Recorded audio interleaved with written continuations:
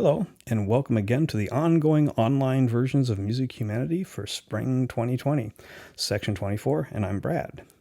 Okay, today we're going to be dealing with the fallout from sort of the two big models of the early 20th century. Igor Stravinsky, with The Rite of Spring, kind of his intuitive, free-flowing atonality, his approach that he adopted back then. And in contradistinction to that, Arnold Schoenberg, who was looking at the theoretical and music theoretical underpinnings of atonality and came up with his serial system. And those two kind of poles, I guess you'd call them, kind of played out through the rest of the 20th century. And we're going to look at somebody who definitely followed Schoenberg's model in the 20th century. We're going to be talking about a composer named Milton Babbitt. Okay, and he was born in 1916 and lived to 2011. He was born in Philadelphia, but raised in Jackson, Mississippi. His father was a mathematician, and Milton was going to be a mathematician too, but he was seduced by music, as many people are, and decided to pursue music composition. And got a job actually on the faculty of Princeton University, where he'd attended. And basically, Milton is responsible for musical academia as it exists today, along with a couple of guys from Columbia. I'm referring to him by first name because I actually studied with Milton towards the very end of his academic teaching career at Princeton back in the 1980s. Yeah, he's a character. Anyhow, he was completely enamored of Schoenberg's system because it combined the mathematical aspects of the world that he so loved with his musical aspects that he so loved. And he was able to meld the two of them into a very, very rarefied form of serialism. And let me play you a piece of his. This is his String Quartet number 5. And this is composed using not just the serial system for pitches that Schoenberg was promulgating, but also he applied serialism to articulations, to dynamics, to all the different aspects of music. Again, also following the footsteps of Schoenberg's student Anton Webern, who was applying it to timbre and things like that. But here's a little bit of what Milton's music sounds like.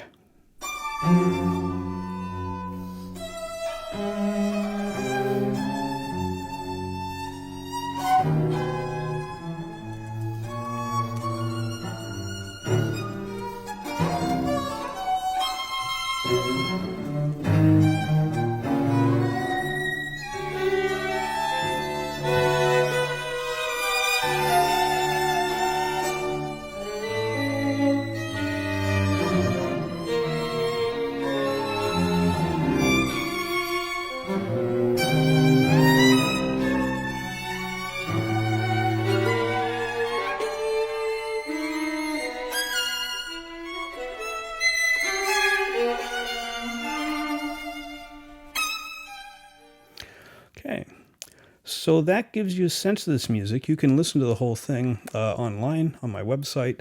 It goes on for about another 30 or 40 minutes, so it's a substantial piece, and Milton wrote a lot of music. He was also very involved in the development of electronic music, specifically here at Columbia, but we'll talk about that later in the term. So, like I said, Milton was responsible for getting music installed as an academic pursuit, specifically something that you could major and get a doctorate in.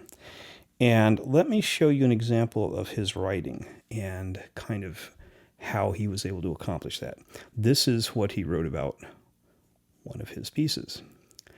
The importance of transpositional complementation alone would serve to suggest the systematic operation of inversion designated I, which is definable as complementation mod 12 of each pitch number of S, as opposed to the complementation of the T applied to all pitch numbers of S. Yeah, you get the idea.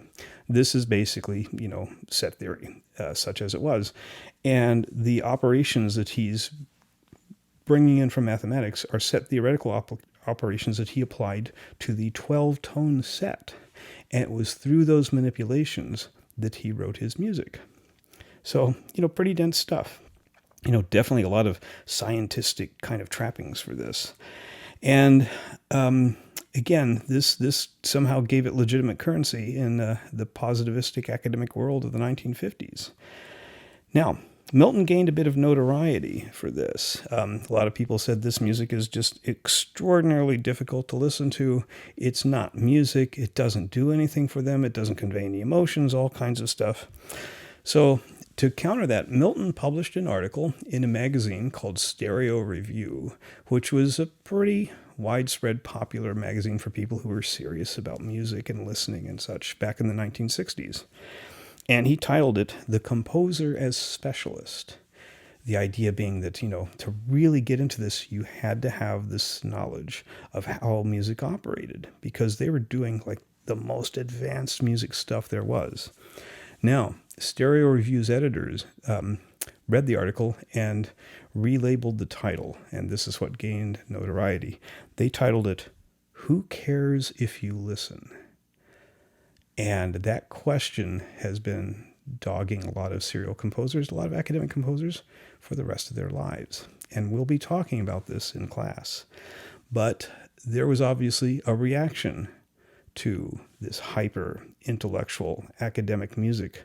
And we'll talk about that in the next video.